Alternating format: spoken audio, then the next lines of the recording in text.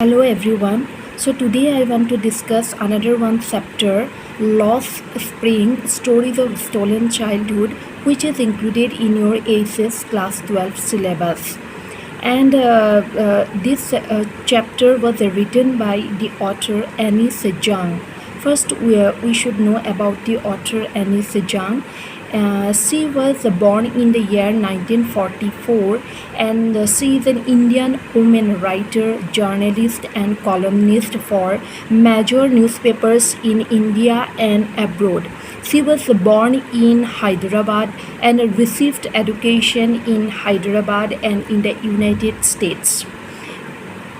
Her parents were renowned poets. She has written several books such as Unveiling India, Night of the New Moon, Seven Sisters, and Breaking the Silence. In this story, the author unveils the utter destitution of the rag pickers of Simapuri and the bangle makers of Firozabad. The story describes the grinding poverty and traditions that compel the children to live a life of exploitation. Here in this story, you will find a major character named Sahib. The son of a migrant family from Dhaka is a rag picker who lives in Simapuri at the periphery of Delhi and goes about barefoot, rummaging around in the heaps of garbage to earn his livelihood. For the children like Sahib, a heap of garbage is like a gold mine. Thousands of such children live with their families in Simapuri, and they live in a slum area with not even the basic amenities such as water and sanitation available to them. These families are living in utter poverty.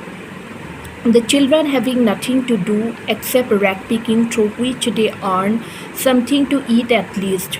Garbage to the elders is a means of survival, but for these children it is a magical wonder. In order to earn better, Sahib starts working at a tea stall where he is paid rupees 800 per month. But seems he after this loses his carefreeness. He works for someone else and is no longer his own master. This loss of identity weighs heavily on his tender soldiers. Annie Sejong then tells about another one character whose name was Mukesh, who wants to be his own master. He is a boy from Firozabad's glass industry, and as a family tradition, he has always worked in the glass bangle factory. Here the children work in close proximity of furnaces in such high temperature that they are exposed to various health hazards, even losing their eyesight. Mukesh's family, like other families of Firozabad, are victims of poverty. His father is blind and they live in a slum, half constructed house. These people of Firozabad are exploited by the shockers, the middlemen, the policemen, the bureaucrats, and the politicians. But Mukesh is different and very much confident. He wants to be a motor mechanic.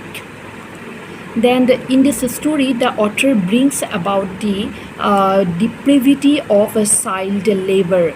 Childhood is considered as a spring of human life, full of joy, pleasure, and play. But ironically, millions of children like Sahib and Mukesh have lost their spring, that is childhood, by getting engaged in making a living. So this is all about a short description of this story, Lost Spring, Stories of Stolen Childhood. Thank you.